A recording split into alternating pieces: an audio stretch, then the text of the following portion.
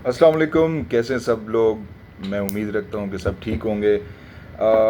आज एक फिर वीडियो के साथ मैं हाज़िर हूँ आपके सामने। पिछला टेस्ट हम हारे, उस दिन मैं सोच रहा था कि वीडियो बनाऊँ, लेकिन फिर मैंने सोचा कि एक दिन पहले हमने जो है वो वीडियो बना चुके थे। कुछ ख़ास बात थी नहीं, क्योंकि जो रिज़ल्ट आना था वो तो हमारे सामने एक्सपेक्टेड था और वैसे ही हुआ।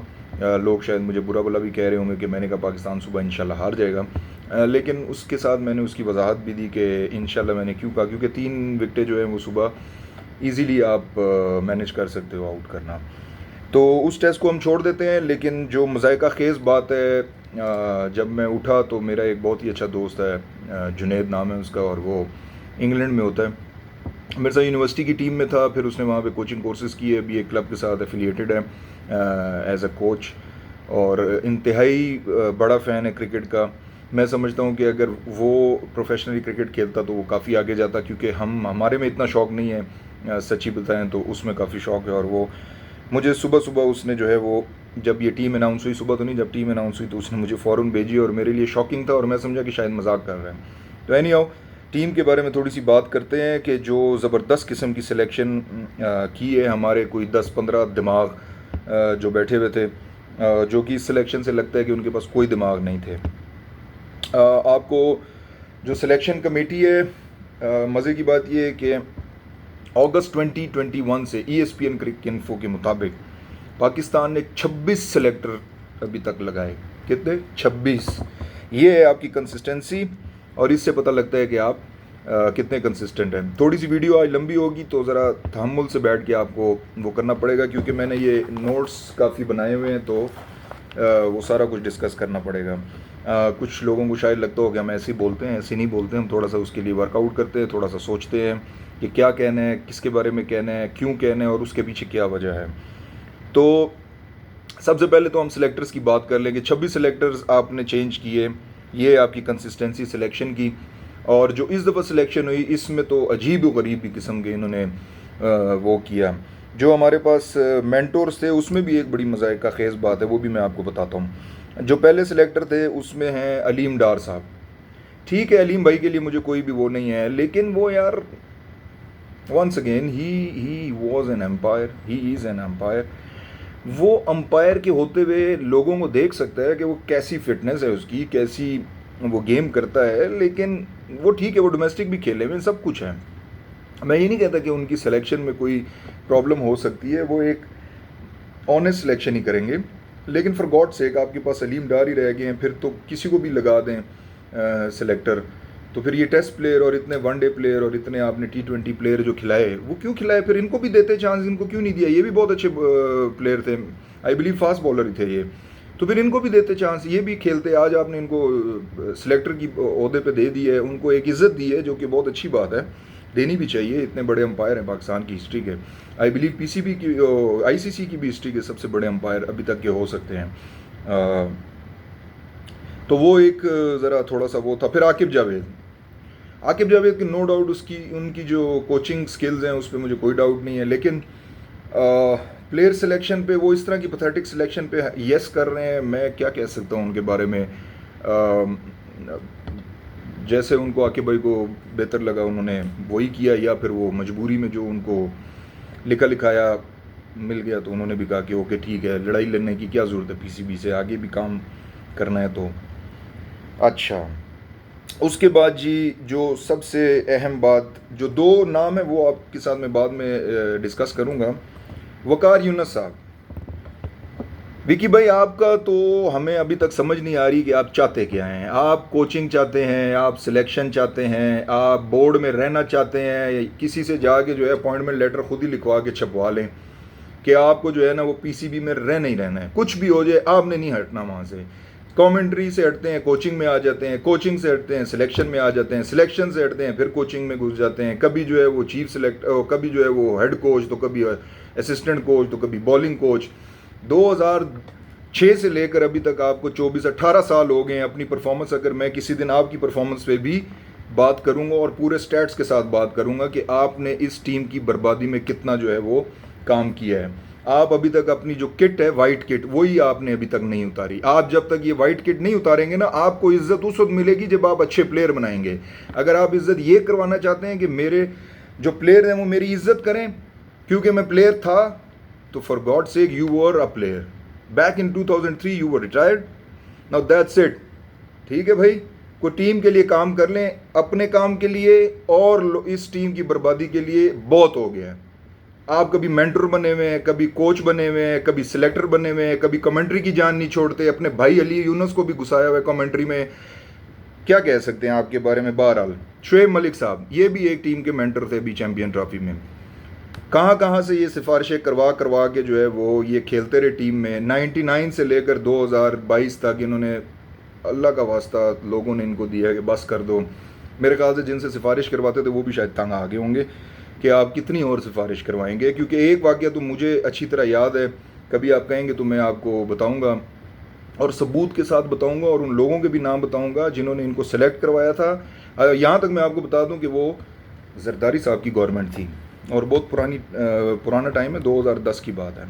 एनी हाउ, तो सकलैन मुश्ताक साहब, ठीक है भाई, आप कुछ लोग मुझे बुरा भला कहेंगे कि आप खुद के अकेले में आप इन बड़े बड़े टेस्ट प्लेयर्स के बारे में बात करते हैं। मैं उनकी स्किल के बारे में बात नहीं कर रहा, लेकिन ऐसा नहीं हो सकता कि एक बंदा अच्छा प्लेयर है तो वो अपना डिसीजन भी ठीक ले सके। ठीक है, ये कोई उसके साथ प्री रेक्विजिट नहीं है। तो जो जैसी वो सिलेक्शन करेंगे तो हम उनके ऊपर ऐसे ही एतराज़ भी करेंगे। ठीक है जी। सकलैन साहब कभी बॉलिंग कोच तो कभी कोचिंग एजुकेशन के हेड और कभी कुछ तो कभी कुछ। अच्छा, मज़े की बात यह है कि 2018 में मैंने एज अ कोचिंग इंटरव्यू दिया। सकलैन भाई ने मुझे कहा कि यार आप इतने पढ़े लिखे हो, मैं अपनी तारीफ़ नहीं करना चाह रहा, ये उनके अल्फाज हैं, जिन्होंने कहा आप इतने पढ़े लिखे हो और सारा कुछ है तो हम आपको रख लेते, लेकिन आपने कोचिंग कोर्स नहीं किया इसलिए हम आपको नहीं रख सकते। तो सकलैन भाई आपको मैं ये बता दूं कि आपके होते हुए उस वक्त भी कम से कम 4 प्लेयर्स का तो मुझे पता है जिनका कोई कोचिंग कोर्स नहीं था और आपने उनको रखा, तो जाहिर सी बात है आपने सिफारिश मानी। ठीक है, इसके अलावा मैं कुछ नहीं कहता कि आपने इसके अलावा भी कोई कंप्रोमाइज़ आप कहीं हुए होंगे, लेकिन आपने सिफारिश मानी।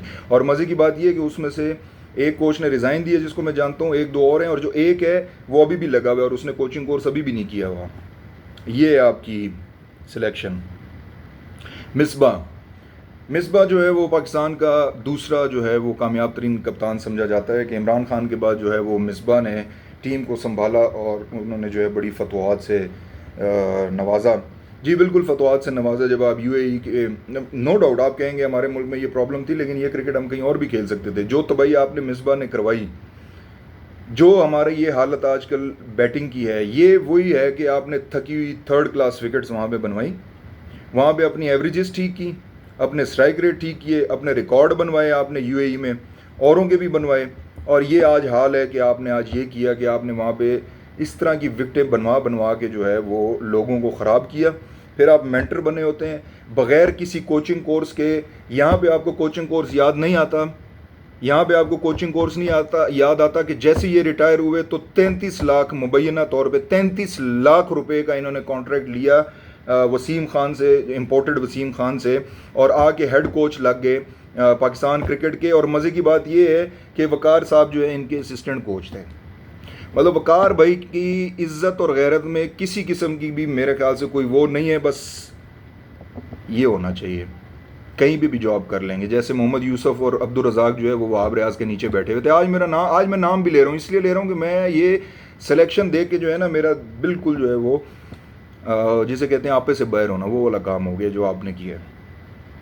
अभी सिलेक्शन की बात करेंगे, जो आपने ज़बरदस्त किस्म की सिलेक्शन की है उसकी भी बात करेंगे।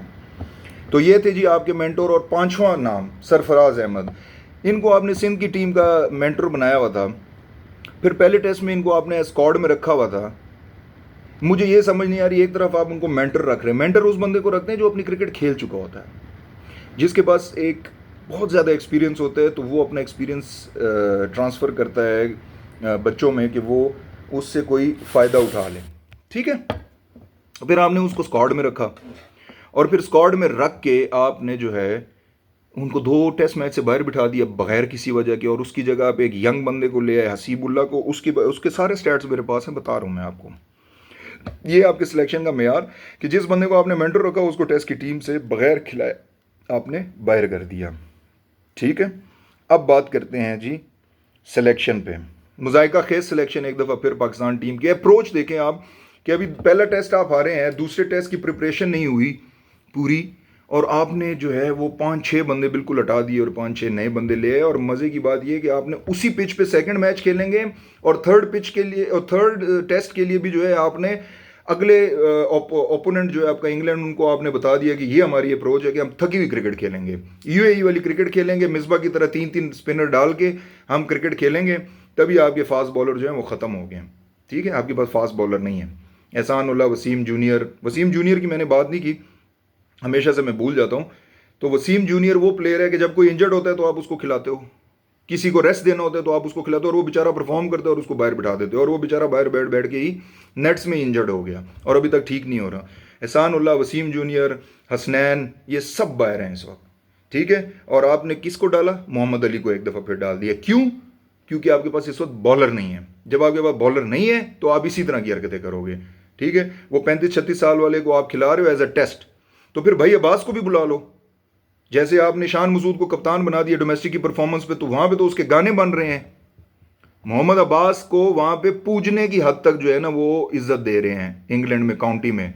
तो फिर आप मोहम्मद अली जैसे प्लेयर को अगर आपने खिलाना है तो फिर आप उसको बुला लो यार। वो आपसे ज्यादा, वो तो इतनी अच्छी परफॉर्मेंस करेगा, कम से कम यार आउट तो करके देगा ना, नहीं तो स्कोर तो नहीं देगा ना। 6-6 6.5 की एवरेज से तो, इकोनॉमी से तो स्कोर नहीं देगा ना। 150 ओवरों में आपने 825 स्कोर करवा दिया, माशाल्लाह क्या बात है। अच्छा जी, सिलेक्शन पे आते हैं। वीडियो वैसे भी लंबी होती जा रही है। शान मसूद, ठीक है, कुछ कह नहीं सकते, क्या कहें इनके बारे में। बहुत दफ़ा बोल चुका हूँ, लोग भी फिर एतराज़ करते हैं। सऊद शकील, आमिर जमाल, अब्दुल्ला शफीक, हसीबुल्ला, अभी आपने इनको as a wicket keeper select किया, तो आपने न्यूजीलैंड में इनको ओपन क्यों कराई जब साहिबजादा फरहान को आपने 6ठे नंबर पे भेजा? साहिबजादा फरहान की भी बात करूंगा और इनकी मैं एवरेजेस भी अभी आपको बताऊंगा। आप जानबूझ के साहिबजादा फरहान को जो है वो निगलेक्ट कर रहे हैं। मैं आज उनसे बात लाजमी करूंगा और अगली वीडियो में मैं उनसे इजाज़त दूंगा कि जो बात उन्होंने बताई सिलेक्टर्स को, कि वो मैं आपको बता दूं। क्योंकि मेरी कुछ दिन पहले उनसे बात हुई, मैंने नहीं पूछा, वीडियो वो मेरी देख रहे थे, लेकिन उन्होंने भी कोई बात नहीं की, मैंने भी कोई बात नहीं की, सिर्फ इसलिए कि मैं उनको मुश्किल में नहीं डालना चाहता। मे भी वो अपना डिसीजन बाद में चेंज कर दें, लेकिन अब मैं उनसे पूछ के अगली वीडियो में इंशाल्लाह कोशिश करूंगा कि मैं आपको वो बात बताऊं जो कि उन्होंने सिलेक्टर्स को बताई है, और उसका मैंने इंडिया आपको थोड़ा सा दिया जो कि सलमान कादिर ने किया। ठीक है, कामरान गुलाम, अब आप सिलेक्शन आपने कामरान गुलाम की किस बेस पे की है? मिडिल ऑर्डर पे की है, तो मिडिल ऑर्डर में तो कोई प्रॉब्लम ही नहीं है। सऊद शकील आपके पास था, सलमान अली आगा खेल रहा है, विकेट कीपर भी मिडिल ऑर्डर में आता है, रिजवान है। तो आपने कामरान गुलाम की सिलेक्शन क्यों की? क्या वजह थी आपने इनकी सिलेक्शन की? क्या ऐसी बात थी? आपने बाबर आजम को बाहर बिठाया, तो बाबर आजम चौथे नंबर का प्लेयर है, तो आप कामरान गुलाम को उसकी जगह चौथे नंबर पर खिलाएंगे? समझ से बाला तार है, बिल्कुल समझ से बाला तार है। जहाँ पे उनको डालना चाहिए वहाँ पे आप डालते नहीं हैं। फिर इस तरह की आप कॉस्मेटिक सर्जरियाँ करते हैं फजूल में, ताकि लोग बात ना करें, तो सबको डाल दो। अभी आपने ये काम किया, सबको डाल दो, इनको भी डाल दो। क्या कह सकता हूँ, बहरहाल आपकी अपनी मर्जी है। अच्छा जी, मेहरान मुमताज़, वाह वाह वाह वाह। अभी मेहरान मुमताज़ के बारे में बात करते हैं। मेहरान मुमताज़ की जो डोमेस्टिक की परफॉर्मेंस है वो है जी 19 फर्स्ट क्लास मैचों में 54 इनके आउट हैं। ठीक है, 33 की एवरेज है। 33 की एवरेज का जो प्लेयर होता है मेरे भाई, वो किस्मत से ही उसको चांस मिलता है कि अगर इतने फर्स्ट क्लास मैच खेल के आपके इतने आउट हों, तो दैट, और वो भी स्पिनर के जैसी विकेटें पाकिस्तान में बनती हैं उसके मुताबिक अगर ये परफॉर्मेंस है तो मेरे भाई फिर इसके मुताबिक फैसलाबाद का एक बहुत ही टैलेंटेड प्लेयर जो कि बहुत ही निगलेक्टेड है। थोड़ा सा उसका एक थोड़ा सा प्रॉब्लम हो सकता है एटीट्यूड का, कि एटीट्यूड का भी प्रॉब्लम नहीं है उसका, ये प्रॉब्लम है कि भाई मैं अपनी परफॉर्मेंस दे रहा हूँ, मैं अपनी मेहनत कर रहा हूँ, मैं सिलेक्टर्स के पास नहीं जा सकता, मैं सबको सलाम नहीं ठोक सकता, मैं उन पे खर्चे नहीं कर सकता। मेरा काम है क्रिकेट खेलना, ग्राउंड में परफॉर्म करना, वो मैं कर रहा हूँ। उसका नाम है अहमद सफ़ी अब्दुल्ला। ये पाकिस्तान की डोमेस्टिक का वाहिद लेफ्ट आर्म स्लो बॉलर है जो कि इस वक्त टॉप पे है। हर तरह की क्रिकेट खेला हुआ है। इंग्लैंड में इसको बड़े से बड़ा कॉन्ट्रैक्ट मिल रहा है क्लब लेवल पे, लेकिन पाकिस्तान उसको नहीं पूछता। मिसबाह-उल हक, मोहम्मद हफीज़, अज़हर अली, ये सब जानते हैं उसे। ऐसी कोई बात नहीं है कि कोई किसी को पता नहीं है कि वो कौन है। उसका रिकॉर्ड देख लें जी। मेहरान का मैंने बताया आपको 19 मैचों में 54 आउट है, उसके 40 मैचों में 121 आउट हैं और 27.23 की एवरेज है, 3.35 की इकॉनमी है। उसको आप क्यों नहीं खिलाते? उसको आप क्यों नहीं बुलाते? आपको मेहरान मुमताज़ नज़र आता है, आपको अहमद सफ़ी अब्दुल्ला नहीं नज़र आता? फिर लोग कहते हैं कि हमारे पास टैलेंट नहीं है। टैलेंट है, आप खिलाना नहीं चाहते उनको, आप उनको खिलाना नहीं चाहते। वहाब रियाज जैसे आपने सिलेक्टर लगाए हो तो फिर यही होता है। मोहम्मद यूसुफ जैसे सिलेक्टर आपने लगाए हो तो फिर यही होता है। अब्दुल रज़ाक जैसे, मोहम्मद यूसुफ जैसे सिलेक्टर लगाए हो तो फिर यही होता है आपके साथ। ठीक है। फिर मीर हमज़ा, शुक्र है आप उसको शायद इस दफ़ा मैच खिला दें, क्योंकि अब तो आपने बॉलर ही दो रखे हुए माशाल्लाह से, मोहम्मद अली और मीर हमज़ा, दो बॉलर, वेरी गुड। और फिर आप जो है ना उसको, वो जो थोड़ा सा एक जानवर तो अच्छा है, वो इतना बुरा जानवर नहीं, मासूम सा जानवर है, लेकिन हम उसे क्रिकेट में कहते हैं खोता बॉलर। ठीक है। तो आपने जो है ना अब आमिर जमाल को खोता बॉलर बनाएंगे आप। ठीक है। दो को रख के तीन को उसको करवाई जाओ। Mohammad Huraira once again, record इनका बहुत अच्छा है। देखिए मैं रिकॉर्ड के बारे में कुछ नहीं कह सकता, उनके एज अ प्लेयर, उनके टैलेंट पे भी मैं कोई बात नहीं कर सकता, बहुत अच्छे प्लेयर है, लेकिन आप साहिबजादा फरहान के ऊपर उनको कैसे चांस दे सकते हैं? साहिबजादा फरहान जो है वो 3 साल से टॉप कर रहा है, ये भी पहले दूसरे नंबर पे हैं। ठीक है। तो उनके साथ आपको क्या मसला है और इनके साथ आपको क्या हमदर्दी है? क्योंकि ये शोएब मलिक का भतीजा है, इमामुल हक जो है वो इंजमाम का भतीजा है, मिसबा का बेटा आ रहा है, रजाक का भी बेटा आ रहा है। ठीक है। अब ये प्रॉब्लम शुरू होने वाली है, ये आइंदा कुछ सालों में आपको ये प्रॉब्लम नजर आएगी कि यहाँ पे सिलेक्शन बिल्कुल जो है ना वो मामे भतीजे बेटों भांजों में चली जाएगी। फिर जो आपके डोमेस्टिक के प्लेयर हैं वो सारी उम्र रोते रहेंगे। अभी उनको चांस नहीं मिल रहा, और जब इन सब के बच्चे जवान हो रहे हैं तो यही खेलेंगे। आप देख लेना, जैसे वकार यूनुस ने कमेंट्री में अली यूनुस को घुसाया हुआ है खाम। कमेंट्री उनको आती नहीं है, बात करने का तरीका उनका ठीक नहीं है, आपने उनको जो है वो कमेंट्री में घुसाया हुआ है। घुसाएं। सारा पाकिस्तान बोर्ड जो है ना आपके बाप का है, सारा पैसा आप लोगों ने घर लेके जाना है ना, कोई बात नहीं है। गरीब के बच्चे यहाँ पे सिर्फ आपका मुंह देखते रहेंगे।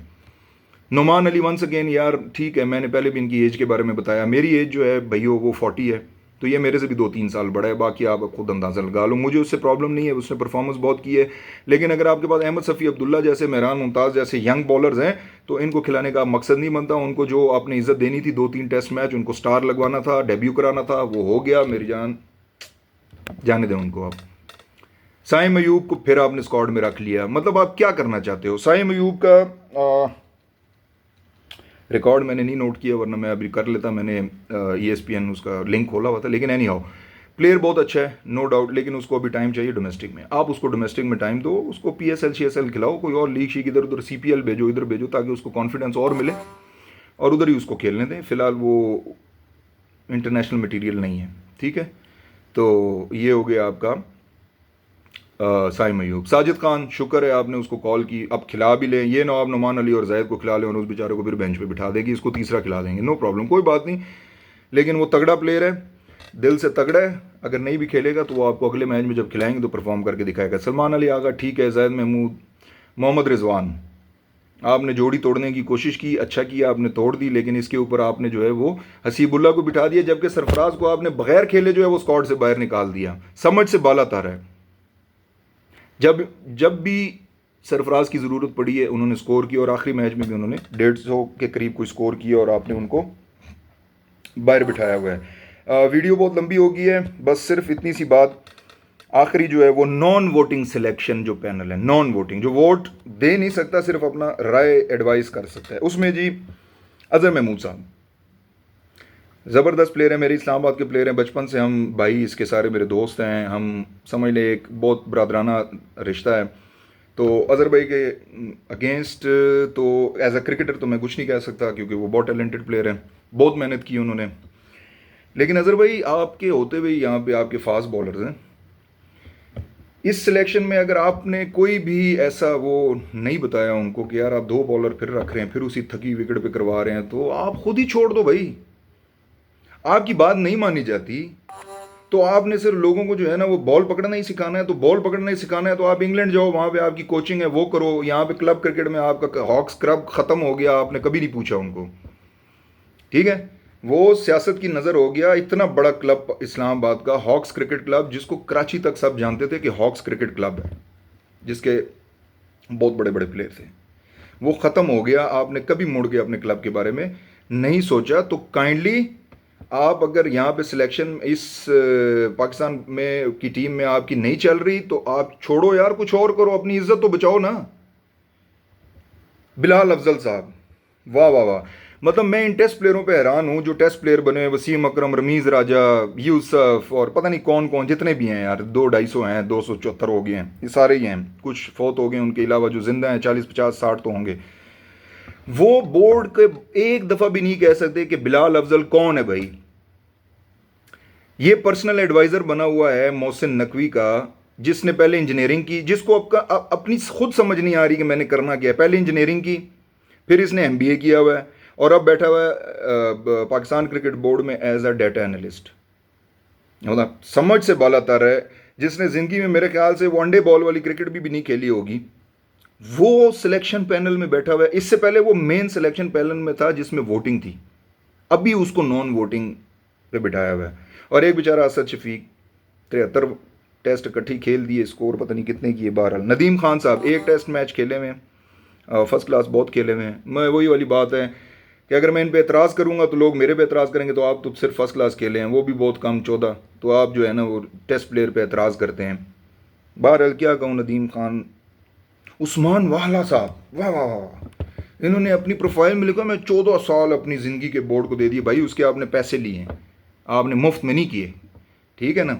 इधर कोई वॉलंटरी काम नहीं चल रहा था, आपने उसके लाखों रुपए लिए हैं, और अभी उनको आपने डायरेक्टर इंटरनेशनल क्रिकेट बना दिया और नॉन वोटिंग जो है सिलेक्शन पैनल में भी डाल दिया। मतलब मुझे हैरानगी होती है मिसबा पे, शुएब पे, सरफराज पे, सकलैन पे और वक्कार यूनस पे, और उन्होंने बिठाया हुआ साथ जो है बिलाल अफजल को और उस्मान वाहला को। ओ भाई तो छोड़ दो ना, जब आपको इतनी जो है वो नहीं है कि आप कहो कि यार मेरे साथ तुमने एक नॉन क्रिकेटर, टेस्ट प्लेयर तो छोड़ दो, नॉन क्रिकेटर बंदे बिठाए हुए और वो मेरी सिलेक्शन पे बात करेंगे और वो मेरे टेस्ट के प्लेयर सिलेक्ट करेंगे। मतलब किसी किस्म की आप में थोड़ी सी भी जो है ना वो शर्म, हया और गैरत हो, तो आप इस सिलेक्शन कमेटी की मीटिंग में ही ना बैठें। और वो फिर सलमान नसीर साहब भी बैठे होते हैं जिनका कोई काम नहीं है। सिलेक्शन का पैनल होना चाहिए सिर्फ 3 बंदों का, जिनको पैसे नहीं मिलने चाहिए। आप उनको और पर्क्स दें, अगर आप उनको पैसे देंगे तो फिर तो, लेकिन प्रॉब्लम ये, अगर आप उनको पैसे नहीं देंगे तो ये ना वो इधर उधर से पकड़ दकड़ कर रहे हो, हमारा तो ये भी प्रॉब्लम है। तो लिहाजा चले उनको पैसे दे दें, लेकिन 3 सिलेक्टर होने चाहिए, इससे ज़्यादा नहीं, इससे ज़्यादा। हाँ, आप जो रीजन के आपने कोचेस बनाए उनसे आप मशवरा लें, जो डोमेस्टिक में प्लेयर्स को खिला रहे हैं। आप बिलाल अफजल और सलमा उस्मान वाला से मशवरे ले रहे हैं, ठीक है। आप मिसबा से मशवरे ले रहे हैं जिसने बगैर कोचिंग के पाकिस्तान की नेशनल टीम की कोचिंग की। मैं कोचिंग के उस मैन्यूअल की, उस कोचिंग का जो सारा प्रोसीजर है उसको गलत नहीं कहता हूँ, और ना ये कहता हूँ कि वो बिल्कुल जो है वो कुरान की आयत है कि जिसको पढ़ के ही आप कर सकते हो। लेकिन जब आपने सब के लिए एक जैसा वो रखा हुआ है क्राइटेरिया फॉर सिलेक्शन, तो फिर मिसबा के लिए ये क्राइटेरिया क्यों नहीं है, फिर वकार यूनस के लिए ये क्राइटेरिया क्यों नहीं है, फिर जब आप कामरान अकमल को और मोहम्मद हफीज़ को लेवल 2 का कोचिंग कोर्स कराते हैं तो फिर उनको भी आप कोच बनाएं, उनको भी बगैर कोचिंग कोर्स के आप कोच बनाएं, क्योंकि क्रिकेट तो वो भी खेले हुए हैं और मेरे ख्याल से मिसबा से ज़्यादा ही खेले हुए दोनों। तो ये थी मेरी आज की वीडियो, बहुत लंबी हो गई है, मुझे पता है इस पे व्यूज़ भी बहुत कम आएंगे, लेकिन जो भी देखें तहम्मुल से देखें, पूरी देखें, और जो भी कमेंट्स हो मुझे लाजमी बताएं। Thank you.